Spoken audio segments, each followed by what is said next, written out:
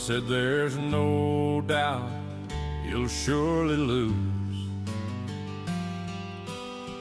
Go ahead and sing your tune. We didn't listen, stayed right on the truth. And now we're on the right side of the news. Good morning to the right side of the news. This is Nick Gardner. I'm here with Leslie Sawyer, and we're going to give you the new update on the True North Health Center going in up at Shasta Lake City, probably.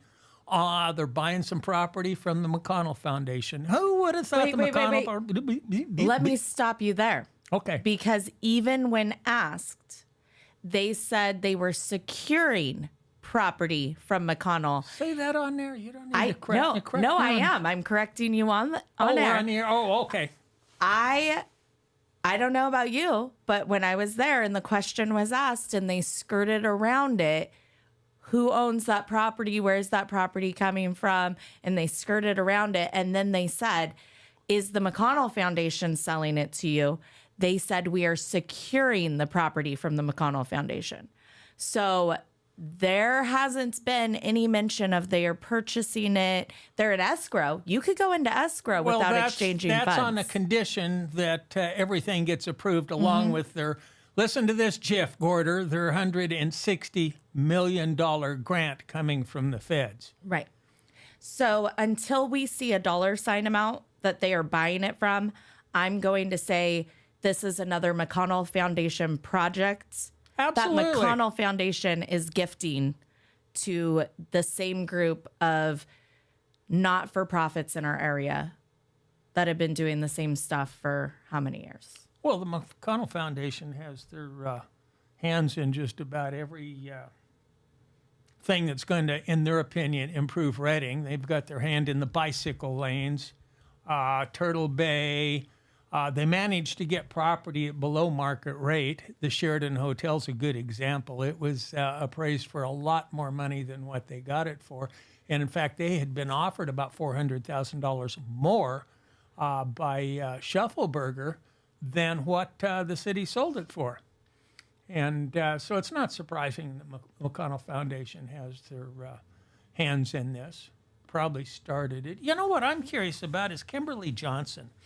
I was talking to a person yesterday, and then they told me that she said she's a grant writer. That's her profession. She's a grant writer. And that she has written 2 grants that turned out to be failures. One was No Boundaries. She was behind the No Boundaries project, and it got shut down. I don't know why, some legalities, but what I was told is they ran out of money. And the same with One Safe Place, that she wrote the grants for that. And when the money runs out, she moves on. I don't know how true that is, but here she is with a 3rd grant here, a huge grant. And I will say this about her. She's very well spoken. She is. And, you know, here's the thing. I want to like her, and I want to believe that she wants what's best for the county and what's best for our community, because I want to believe the best in people, right? I want to believe that the big bag boogeyman story is not true, that she's in it for the money, gets all the money, the, nonprofit loses all their money. She gets a new nonprofit, takes all that money, they lose I want to believe that somebody is not that inherently evil. The problem is, for me, I have not had the opportunity to disprove that, because we here at Mountaintop Media also host Mountaintop Times, which is Chris's news article platform. Street. Yes. And he was doing a story after the Zog fire on the funding for Children's Legacy Center, One Safe Place, Arch Collaborative, all of that. And he was trying to run the money and figure out, 1, where the Zog fire money went, and 2, what is going on with her nonprofits, because it looks like there's a lot of overhead and there's not a lot of other, Progress being and done. yeah, their scores were pretty bad on some, public websites. And so he was trying to get to the bottom of it. Well, there was never a response from her because he had sent invitations. There was never a response to come in and answer any of the hard questions. He had sent a thing asking for responses from some of those questions, and there wasn't a response to that. The response instead was a cease and desist order. Oh, boy. Stop talking about, stop looking into, stop tearing my name through the mud. I think she even went to like a local news agency. Stop, running my She name didn't through. go through Dolores But- Lucero? I don't know. I got a cease and desist order from Dolores. Oh, is that who you go to if you need one? What if you're the person Dolores is talking about? Well, she'd probably write that up too. You can borrow mine and just change the names on it. There's no court stamps on it. There's nothing official about it. Yeah. So that just it ended any transparency and trust, right? Sure. So then we go into this, and I was speaking to one of the other people connected that works closely with her, and I had a really good conversation afterward because Judy Salter walked up and said, Leslie, why are you back here talking to your friends and just, asking the questions with, your, she didn't say echo chamber, but that's what she was getting at. Like, you're talking to your people. Why aren't you up there asking the questions? And I said, well, last I knew, Kimberly Johnson sent us a cease and desist order. So I don't know that me walking up and saying, hi, I'm Mountaintop Media, that she's going to be real kind. Or, she did her little press conference in front of the board and she walked right past me. There was, I tried to get a comment. There was nothing, right? So I said, she's not going to talk to me. And I said, the guy from Signature Health couldn't answer a single question up there. So what's he going to say to me one-on-one, right? Sure. And I said, I can ask Plummer my questions anytime. He's got other people trying to talk to him. And so Judy goes and grabs this other lady that works with Arch Collaborative and brings her over. And her and I had a really good conversation. I was able to explain. Let me ask you, was this at the meeting or at the supervisors? This was after Monday night's meeting. Oh, okay. There was a Yeah. special town hall there. Yeah. How many people would you say there were there? 7,500? Probably 75. Yes. And it's too bad more people didn't go to that because a lot of questions were answered. Yeah, absolutely. I thought more people were going to be there. I did too. Yes. A lot of questions. I don't know. I'm going to push back on that too. I don't know that a lot of questions were answered. I think it was another presentation for the project. Oh, sure it was. Absolutely. And I think it was a very controlled narrative. Sure. I don't think a lot of the public's questions were answered. And so I took video of the Q&A portion and I put the entire thing. I took the video, like started with the question, then to the answer, and then stopped the video, started with the question, went to the answer, stopped the video. And I put that entire series of video clips into one thing, and it's on Mountaintop's social media pages, so you can go look. And they didn't answer the questions from the community. Well, they did mine. A couple did of them. they? A couple of them. Did One they? I ask is what was the limit of clients? How many would they have at one time? And the answer was 80. Okay. And I didn't ask this question, but the question was asked, how are they out of the area clientels? What's going to guarantee that they just don't walk out of the door and live in Shasta County now? And the head guy for Signature Health said that they would transport them back to their county of origin and even help find them housing there. Now, whether they're going to be held to that or not, we don't know, but that's what was said. So I thought that was positive. Yeah. I've come to the conclusion that I support it, mainly because, and I take my hat off to Kevin Cry for looking at out for the financial liabilities that Reading or Shasta County might be stuck with. And I feel that most of those, all of those were answered. In fact, we might even gain a little bit. instead of paying 100% for some of the clients, will be paying 50% and being reimbursed, I believe, by the state. So that's going to help us there. And they guaranteed, or more or less said, that Shasta County will have priority on beds there. Well, okay. So a couple things. I knew I was going to give you something to argue about. Go ahead. A couple things. So, yes, I do know after it was being yelled out, from the crowd a couple times during Monday night's thing, they did address people from out of the area. And he did say that they will be at their expense brought back to their hometown. I did not hear the part about housing. That could have been one of the times I was being interrupted. I know you said it at the Board of Supervisors meeting. If Yes. that's good, if that is what he said, that's great. But I'm glad that cost is not falling on the county. Yes. Right? So that is absolutely positive. I'm glad we pushed back a little and waited for answers. I'm glad Christy Coleman and Kevin said, if this is falling on us and this burden for this for-profit, because that's what this is, Arch Collaborative and Signature Health will make money on this. This is a for-profit endeavor, right? Yes. So they will make money on this. So I'm glad that they both pushed back and said, we want all the answers and we want to know that we're not going to be footing the bill if this is a failure. Because like you said, there are a lot of things in the history of this that have been failures. Yes. And so if this fails miserably, we don't want to be financially responsible. So I appreciate Christy and Kevin pushing back on that. Now, where I want to push back a little is Kevin wants to write in that letter of support that we will be given priority and wants to make that a term, like a condition of the terms. Sure.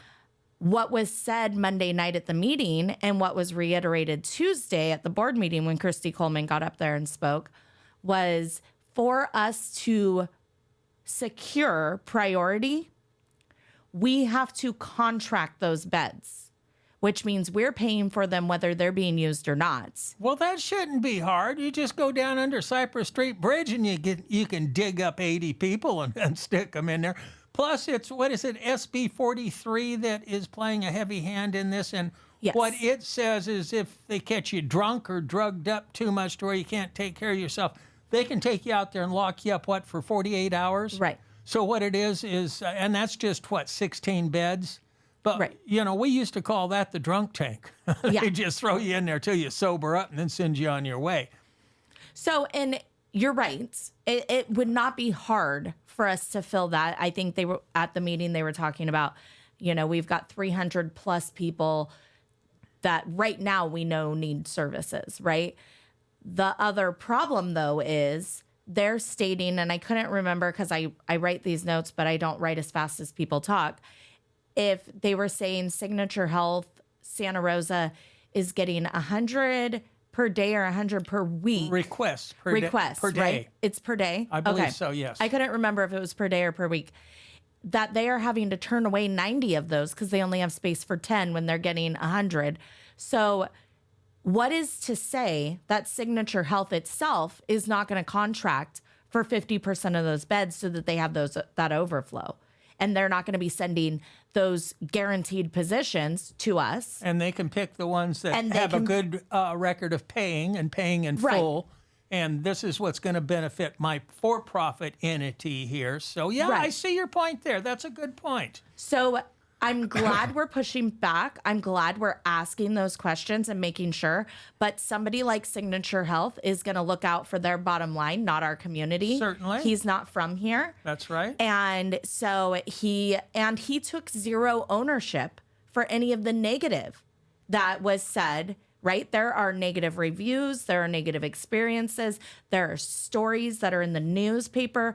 There are people here in our community who have stories with their program that those are deeply personal stories. They're not going to come out and tell the community because, unfortunately, our community is full of a bunch of really terrible people who, will go out and make something of it. So there's people here who have really heart-wrenching stories Sure. of absolutely. failures by this organization this organization, when he was asked that, in Matt found a way to make that like a softball question, when if it was my question, it was, what about all of the rapes, the beatings, the escapes, the, that happened at your this facility. Is a locked right? facility, but how locked is it? Right. But when he was asked, what about some of the negative reviews? He said, oh, we're not perfect. And those reviews are from people who are mad, held there against their will, or their family that didn't like, the fact that it's a locked facility or whatever. And he really downplayed that, and he didn't take responsibility. And for me, that's a big thing. If I'm trusting somebody out of our community to come into our community who says, I have the best interest of your community at heart and I want to make your community better, tell me, you know what? Yes. Just like if he would have said this, just like every other walk of life, teachers, cops, whatever, you name it, there's bad apples in every bunch, right? Well, sometimes there's more bad apples in some bunches. Right. So if he would have said, just like every other walk of life, we're not perfect. We have some bad people who have done bad things. And for that, I'm sorry. For those families, I'm sorry. There have been things that have happened. We've taken correctional action. We're making sure it doesn't happen moving forward. If he would have had something like that to say, I would have had massive amount of respect. But when he's like, oh, Google reviews are by angry people who are just unhappy, and took zero responsibility, that doesn't help. One thing I've noticed about Matt, he's a good excuse maker. The guy can argue probably any point. I knew a gal like that. She was a bookkeeper for Charlie Marks. Her name was Chris. You tell her the argument and give her the side and she'd win. There's people like that. I think Matt's in that category. Barry Tippin will be in that category. Yeah. And, I don't think Matt's a bad guy. Oh, I don't either. And there are a lot of things he does that I really respect and I like. But I think Matt, and this has been my problem since the beginning, believes that the government is here to help. And I think that Matt believes that government should be bigger and government should encompass every solution for every problem. And probably tell us what to do and what we can't do. They call that socialism. Right. And I mean, he says he has conservative values, and I see where he can be reasoned with. And there are times that, he's very conservative, and I respect him. Kevin says good things about him. And I think Matt has a reasonable head on his shoulders, so I'm not going to outright call him a socialist. But I am going to say he has lived in that NGO world where you make money off the government by providing these services for too long. And so he doesn't see the danger of what Ronald Reagan warned us of, the scariest words in human language are, hi, I'm from the government and I'm here to help, right? Especially when a lot of these issues are government created issues. Absolutely. Especially with our homelessness. They're government created. But what we're in right now with Signature Northwest and True North is negotiations. Mm-hmm. And we've got more negotiations going on. Absolutely. And I'm glad that we've got Kevin Cry on our side negotiating for us, and Christy Coleman, and other people that we probably haven't heard of. But it could be something that's really good for our community. But then again, it's only 80 people. How many homeless are in Redding? I've heard 800. I think it was 80 plus the youth, so I think it's 120 total. Well, I think it was 122 total. When they asked how many clients they would have, their answer was 80. Okay. And I saw in the paper that it was 120 something, and I don't know where that came up. And another thing, they mentioned that throwing them in the sobriety center 3 or 4 times, that's going to help them. And, that doesn't work, in my opinion. And there was going to be court-ordered stays in there. That never works. You can't tell somebody that's addicted, I'm sentencing you to this facility so you'll get off drugs. It just doesn't work that way. Right. Well, and, our community 100% needs this. I think that we need something, right? Maybe not this, We need Well, something. this is all we got. If this is it and this is going to work out, and we have people that are going to push back and negotiate and make sure that we're covered, I'm happy to support it, right? I want all those questions answered. I did have Kimberly Johnson come shake my hand after that conversation and say, I think that we need to have a conversation. And I said, I would absolutely love that. Let's have it on And Mountaintop so- Media. I would absolutely love to sit down and have that conversation. And I hope that we can build some bridges, because I think the divide in our county has been too great for too long. And we have to find something that brings us together. The problem is, for me, okay, and another question that I had that went unanswered is, Matt's a stats guy, right? Yes. He's very much into statistics and numbers and, let's get to net Data. zero and Data. Yeah, data, right? Show me, out of the 9 cities that have one of these facilities from Signature Health, show me how they're doing better. Show me how those communities have improved. Or are they just shipping in people from out of the area and they're creating more of an issue? Because I hear that argument a lot and I see that as an issue. And I want to make sure that we're looking out for Shasta County. Are we going to improve the mental health of our county? We have kids that need some help. The fact that Dr. Sager, who is leading the charge on transitioning our kids, is Is so that right? connected. Oh, I didn't know that.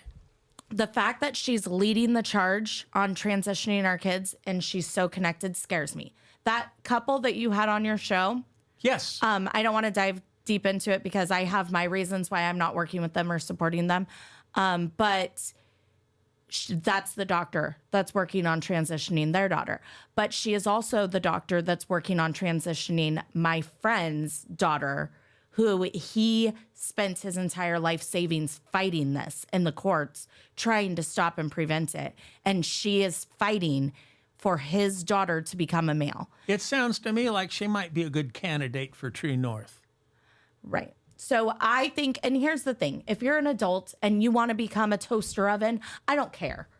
If you want to become a unicorn, you think you're a furry and you want to pee in a litter box, I don't care. You're an adult. We live in a free country. It is not my job to tell you what you can or cannot do, as long as you're not asking us, the taxpayers, to pay for Not it. if you're Right? so long as you're not slobbering all over me, do what you want to do. Right. And that is living in a free country, right? Yes. So, but where my issue is when you are doing that to children, you are wrong. making permanent medical decisions that impact the rest of their life. And I don't care what they're trying to tell you, that it does not stop anything. And it just pauses puberty and gives them the option to wait longer. Puberty's uncomfortable. It always has been. It always will be forever. It's designed that way. You go through an ugly duck syndrome session. and then Sometimes you recover. turn into a liberal and then you finally get smart when you're about 30 and start paying taxes. Right. And that's the thing is, as humans, it is part of human nature to go through these growth cycles and these uncomfortable positions. And that's how you grow, right? Being uncomfortable and dealing with situations. And to mutilate a child, when they say, oh, you could take these hormones and it just pauses puberty and it's not doing any permanent damage, ask Chloe Cole. She has been very outspoken across the country about the damage it has permanently done to her. Well, they changed her genitalia to where it's not even usable anymore. Right. I mean, they're never going to enjoy a normal sex life. Right. They're never going to have children. That's one of the blessings. Children are really angels without wings, children and dogs. And gosh, I didn't want to have children. I was on a party streak and had a great time cutting timber, drinking beer, and chasing chicks. Life was good. And all of a sudden, a little boy showed up on my front steps when I was actually 42 or 43. And reflecting back, I wish I would have married my high school sweetheart and had 6 kids. What a blessing having children is, and raising them and teaching them right from wrong and steering them into a functional adult environment. And these people will never know that. Right. And I mean, that is one of the greatest tragedies of this entire movement that's happening. And there is no real basis for it other than there is a massive medical agenda and follow the money. It's a money right? machine. It's a money machine. We transition these kids. They are forever on medicine. Then the hormones that their body is not made, we were created. There's no way to argue. Mud does not, make up something as complex as our DNA and everything else, I've right? seen a couple people, they might have been made out of mud. But we were created. It is an intelligent design. Absolutely. And it was made so that certain things function certain ways. And when you start adding your hormones into my body, something that's designed for the way you were made, into something that was made different, it causes issues. Their bones start decalcifying. They have forever issues. So these people are going to be dependent. Even if becoming a male makes them happier, they're going to be dependent on the medical pharmaceutical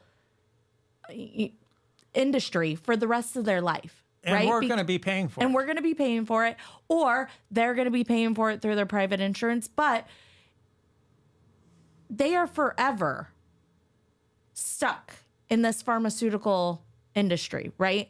And it is not okay. If you want to do that as an adult, do it as an adult. But when you do it to children, it's wrong. You crossed a line. It's wrong. So the fact that Dr. Sager is at all involved, having input, that for me scares me hugely. I would say if we are guaranteed the things that, Kevin put in his motion or in Matt's motion yesterday and asked for, if we're guaranteed those things and those protections, and Dr. Sager is not to be the lead person with our children in that facility, I'll back it. Sure. Right? But that's my concern. I didn't realize that about Dr. Sager. And I question some of the other people that are up there. They've been up there forever. They've always got the answer for it. You okay this and everything's going to turn into rainbows and unicorns, and it never works out that way. And I don't have any confidence in government-private partnerships. They never work out. And they're just selling us something that, it's better than what we have. Right. And, if they can keep from doing harm and we can, I wonder what their success rate is.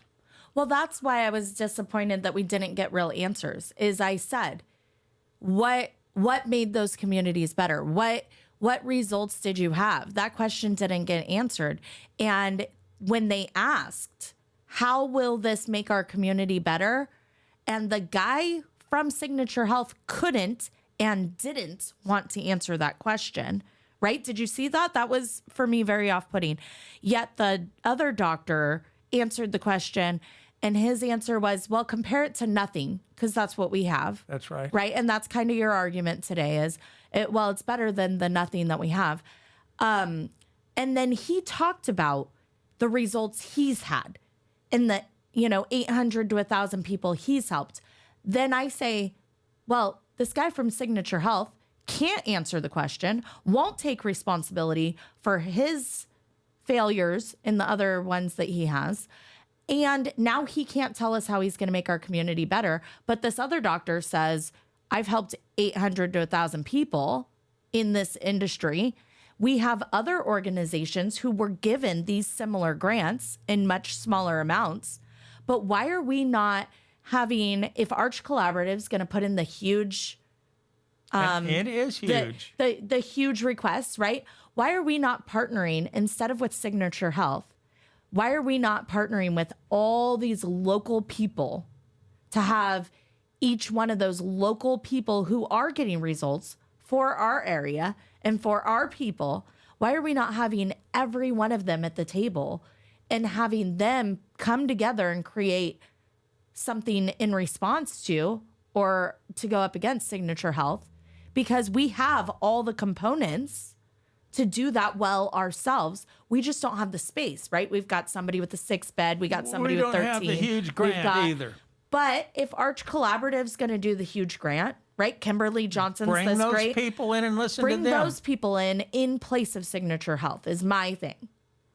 Bring them in and let's do this locally and let's cut out Signature Health because he can't answer the questions on if it makes the community better. He won't take responsibility when people in his facility are beating the clients, when people in his facility are raping the clients, when people in his facility are shoving things under the rug and misdiagnosing and medicating people. And you've got all these stories.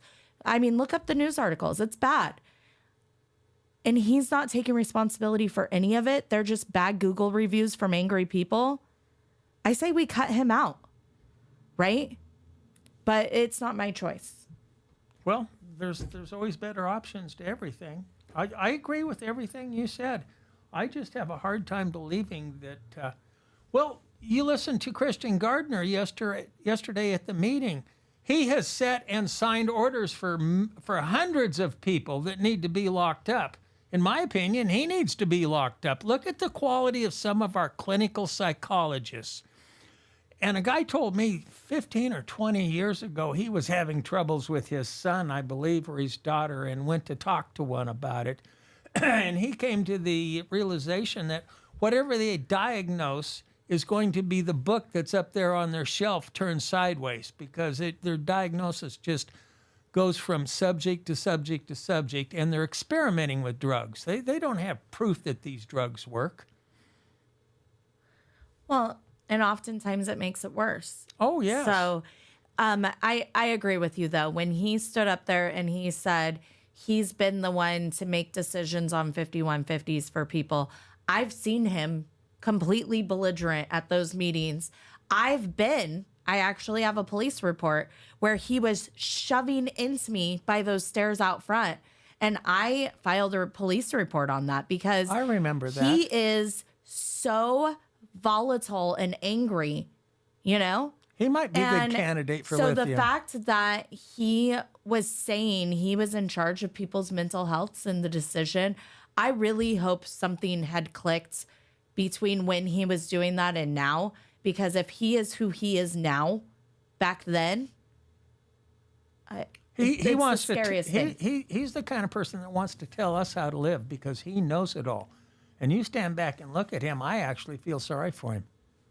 Not open-minded about anything. And then we had, what was it, the Robinsons who had the beef up here at the end of the trail because the city wouldn't let them clean up and develop their property. And he's who turned them in and made the nightmare. And yeah, he created the nightmare. Mm-hmm. And, geez, you know, he needs a job boxing groceries or something to keep him busy so his mind isn't wandering and looking for trouble. I don't know. There's more like that there. I have to take accountability. Yesterday, I was called out by Chair Cry for yelling across the aisle, rightfully so. He should call out anybody disrupting the differences. I yelled when nobody was speaking while we were waiting for somebody to walk up. You know, I timed my things so that I was not disrupting the function of the meeting, unlike other people do. But it was wrong. I shouldn't have yelled out.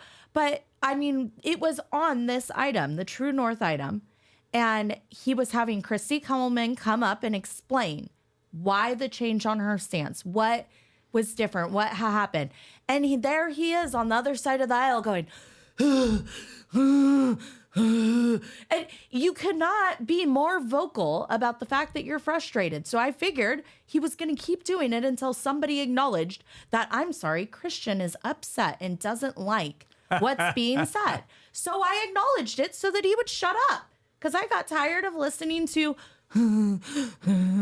right? Like, who wants to listen to you sit over there and sigh and moan?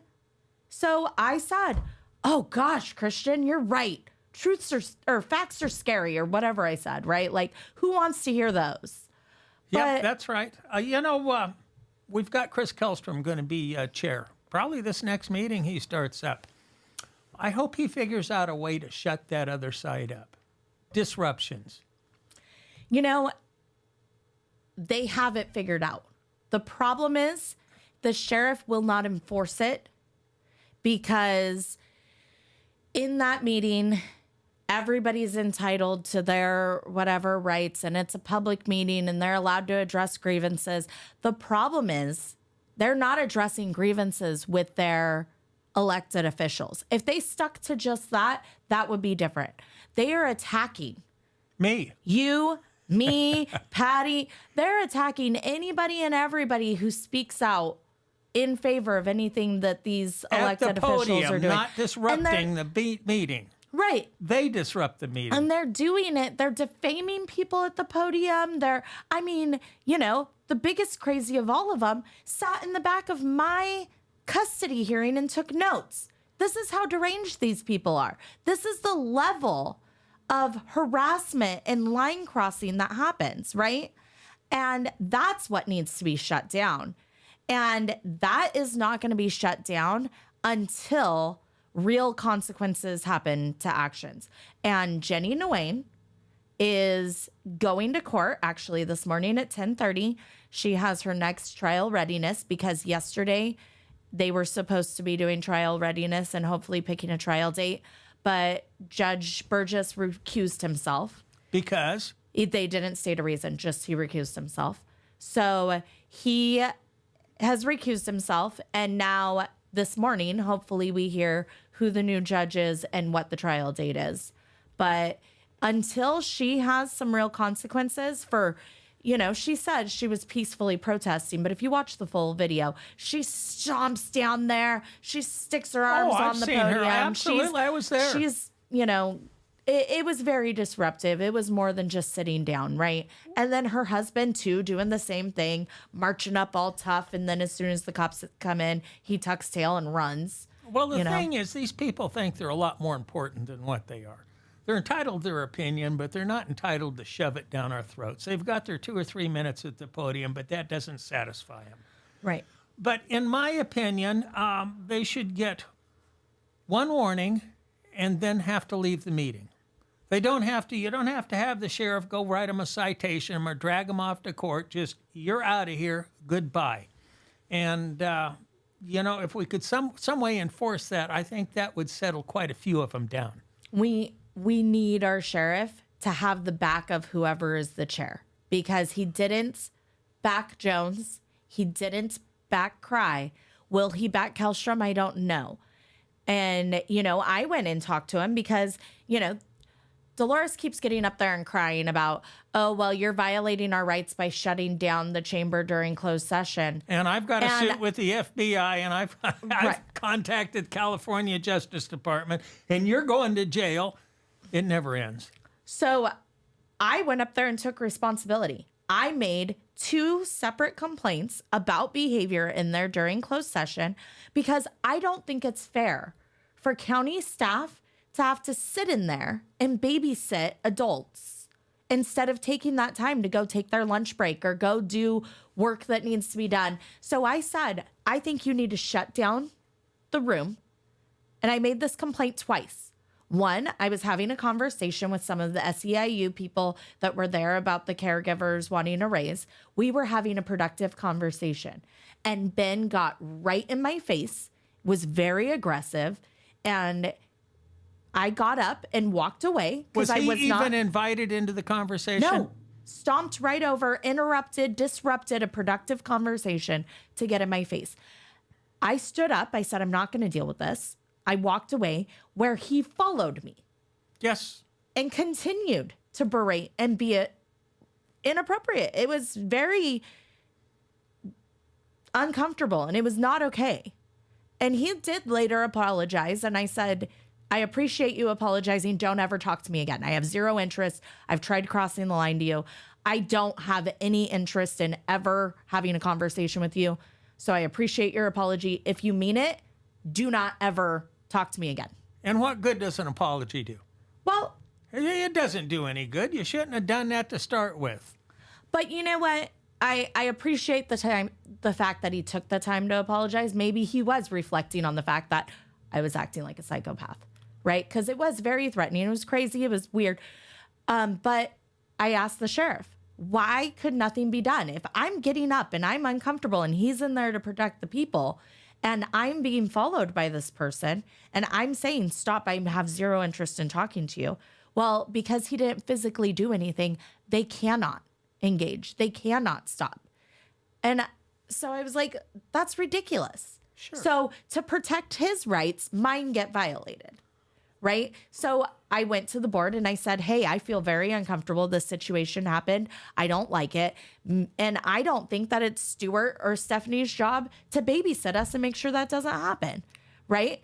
So I went to the board and I said that. Well, like a week or two later, I had to leave early. So I left Lori Bridgeford in there and like two other people. And I had to go get my kid. I came back and I was like, what happened? Dolores was chasing Lori around the room with a bullhorn, like a megaphone. I heard about that. Screaming at her. That's not acceptable. That's not acceptable. Anywhere.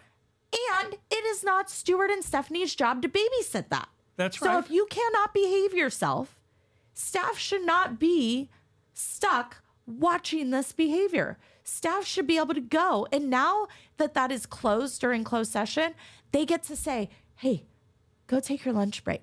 Hey, let's go get this other work done, and then we'll come back, right? So everybody's being more productive. So it's the same people that complain about how long these meetings are and how much staff time we're wasting. You could have that been want filling them- potholes. Right. These were wasting so much money by being here and talking about the election commission, but they want them there for an hour and a half babysitting them while they act ridiculous. Hey, I'll wager in yesterday's meeting that they're not liberals, they're socialists. The other side that there is there every meeting and goes up there and bloviates against Kevin Cry. I'll bet they wasted over a third of the meeting with their nonsensical comments. Well, and I'm not even going to tie them to a party. I'm going to tie them to mental disorder. Kevin derangement syndrome. That's exactly it. And I think that, whoever's chair next, we now know it's going to be Chris, but I think whoever's the chair ongoing needs to realize, because this comment was brought up, well, I hope that he's not going to restrict our time. I hear enough. I can name 5 of them that we hear from every comment on every item, on every. Do you know how many meetings in government you get one chance to talk? You get 3 minutes to put in everything about all items. Los Angeles, period. It's 1 minute. You get 1 minute. Yeah. Oh, I got something I just thought was funnier than What? hell. New York City has 51 city councilors. Can you believe that? 51. Yeah, I can't see how you could get a majority vote on anything. Well, and can you imagine that meeting if any of them like to talk like Alan Long does? Oh, or Matt Plummer. I mean, those guys just never quit. If But I wanted you to have get- somebody that wants to get in there and talk, and you've got 51 of them, how are you getting any real business done? Oh, gosh, they're probably full-time. That's their full-time job, 8 hours a day. I wanted to bring something up about Matt Plummer. And I like Matt. I don't like some of his stances. I don't like the way he won't give up an argument. He's just really sharp about coming up with another reason why he's right. But early when he was a supervisor, there was something being said about homelessness, and I chimed in. And I think it might have been Carl Bott's show, but I'm not sure. It might have been on the internet. I chimed in that, before we start providing shelter for all the homelessness, we should send the out-of-area homeless back home. And I made this comment yesterday, and he said that according to the point-in-time count, over 90% of the homeless here in Redding were local. And he's a data guy. So I sent him Annie's presentation at the supervisors, her comment, and she commented about a busload of San Francisco homeless dropped off behind Dutch Brothers up here. And then Jason Miller, he went out and talked to a busload of parolees dropped off down by his restaurant, all, without the blessings of anybody here in town. I pointed out to him the Charlie up on North Bechelli Lane, who has witnessed CHP dropping off out of the area homeless, and a couple other people, including me, and he didn't follow up on any of them. So that tells me he's a data guy, but he picks and chooses the data he wants. And Right. I don't like that a bit. Well, and then That's not open-minded. That's No, not it's making not. your decision with all the facts. Right. And, you know, and then there was another person, I don't even remember who it was, but somebody had driven by the Ross, the old Kmart shopping center, and there was a bus of people getting out and dispersing. And she rolled down her window and said, "Who are you guys? And what are you guys here for? And what?" And rather than any of the left-leaning social media pages or news articles or any of them picking that up and running with it, like, why are we having people dropped off here?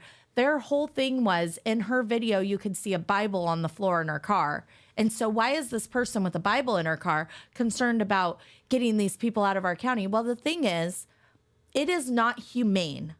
It is not loving. It is not kind. It is not right to drop off busloads of people here to endanger our people, or to drop them off with nowhere to go. That is not humane and loving and kind and all the things that they're saying. Oh, this Christian woman, look at her being so mean to these busload of people. It's not being mean. She is being kind and loving when she's wondering, why aren't you where you're supposed to be? Why aren't you coming here on your own? Instead, you're coming in a bus full of, it's cold and your kids don't have shoes on and they're running through the parking lot, and you know, it's nighttime and they don't have jackets. Like, that is kind to wonder. But it's not just the buses dropping them off. We've got these nonprofits that bring them in. You know, so it's not just that segment. We've got the nonprofits who probably bring in a bunch. We're not privy to how many they bring in, but that's how all our sex registered people got here, is by Right. nonprofits dumping them off. But There the was one response- guy, though, I think this was on Kelly Frost's show on KQMS. The one guy, and I think it was Andrew from Bernie, but I'm not sure about that. He said he'd heard about this and heard about this and heard about this. And he was having breakfast with one of his buddies or a couple of them down there at Black Bear Diner. And he saw a bus out there dropping off and went out and talked to him. Eyewitness, and that's within the last 3 months. Right. But the thing is, rather than actually reporting and investigating and, like you said, looking at the real data, who are these people? Why are they being dropped off? We're attacking the people trying to bring attention to it. Why is this lady such a chauvinist? Why is she this? We're attacking the people who are concerned about it. Yes. And we're not looking at the data. So the thing is, we have a program, and I think it was Mr. Anderson from the Good News Rescue Mission was talking about the program that is partnered with local business owners where they return them home. And there's local business owners that are so done with the out of area homelessness and problems that they will pay for your one-way trip home and send them home. And I think that's great. Well, the only problem with that is we don't want to be known as sending our homeless just out of the area. We've got to have a family member or a sponsor at the end that keeps them. I say to hell with that. Well, you know, they who said that sent they them did. here? Just send them back. No, Send 'em- they said that program that sends them with the one way, they make sure they have loved ones on the other end, and they make sure that they have somewhere to go. It is like a full package to get them home. Because I like Paletti's idea. Well, if they don't want to live here anymore, I don't have a problem giving them a bus ride someplace else. right. Why should there be strings attached? Was there strings attached when they came to Reading? No. So Right. we're just too nice to them. Yeah. Well, maybe. But I had an experience. I was working on South Market Street, across from used to be Pasta Pronto, and a couple, I'd say they're at 50, 55, maybe 60, walking by, and a gal was crying. And I said, "What's wrong?" And They said, well, we just got kicked out of the mission. We had a 30-day stay there, and we're done. We can't stay there anymore. And I says, well, how'd you get here? Well, we're from Chico, and we lost our home. This was right after 2008. And they went to their pastor in Chico, and he said, go to Redding. And they gave him a bus ticket to go to Redding to stay at the Goodwill Rescue Mission. And when their 30 days was up, they got kicked out. And I suggested, well, call your pastor and tell him you need a ticket home. And they thought that was a good idea. But a month or two later, Jonathan Anderson was on Carl Bott's show, and this was brought up. And he said there is no 30-day limit there. And Carl Bott was on him like ugly on an ape, and he stuck to that. There's no 30-day limit. Well, about 2 weeks later, I called up the Goodwill Rescue Mission and talked to a lady, and I didn't identify myself. I said, is there a 30-day limit on how long they can stay there? And she said, yes, there is. So in my opinion, he was lying. Not misinformed. He was being dishonest. Now, they've changed that. So if you ask him about it now, he can say, oh, well, there isn't one. But there was one then. I don't know. I do. You just heard it from me. I did just hear it from you. I do know him and his family. And I do know that what they're doing now and everything that they're working on has been, they are headed in the right direction. And I do know that he is one of the ones that is working with those community partners and those business owners to send them back. So who knows? Maybe that conversation sparked, let's get together with business owners to send them back once they're done at the mission. Joe I don't Wong know. was the big sponsor. Yeah, He started, is. I think he spent over $1 million sending people back home. Yeah. Well, I mean, he owns how many restaurants here? And when that's what's happening, people don't want to go downtown to go to your restaurant. And that, Speaking of restaurants, I was talking to Dick over at Giff's Ugly Burger. And he's got a friend that did a study, and I don't know if it was City of Redding. I think it was probably Shasta County, but it might have been City of Redding. There's 51 Mexican restaurants here. Can you believe that? People must really like Mexican food. I like Mexican food. I do, but 51 of them? Well, I mean, think about it. How many McDonald's and, Burger King and all of that do we have? It probably evens out, fast food. How many burger places like that aren't fast food do we have? How many sandwich shops do we have? I mean, they used to tell us, because I thought for a while I was going to, drive a pink car and make it big with Mary Kay, because I'm a sucker for those stupid organizations. And, we got to talk about that sometime. We're about ready to wrap up, aren't we? That did not work out. Yeah, I think we are. But Mary Kay got some money out of it. They said, there's enough to drive that pink car and be the head honcho. If there is a bank, for every bank that there is in your town, there should be one of you leaders, right? So I'm looking at it and I'm like, I'm in Anderson and there's 6 banks and there's not one pink car in this town and I'm going to rock it, right? Because now I've got the property for 6, there could be 6 of me, but there's one of me. I'm going to own this. So, I mean, if you think about it, how many banks are there in town? That should match how many, if they could sell enough lipstick to make a living, they should be able to sell enough tacos to make a living. Well, they do, evidently. Yeah. Okay, we're going to wrap it up. Yeah. We're done. See you next week.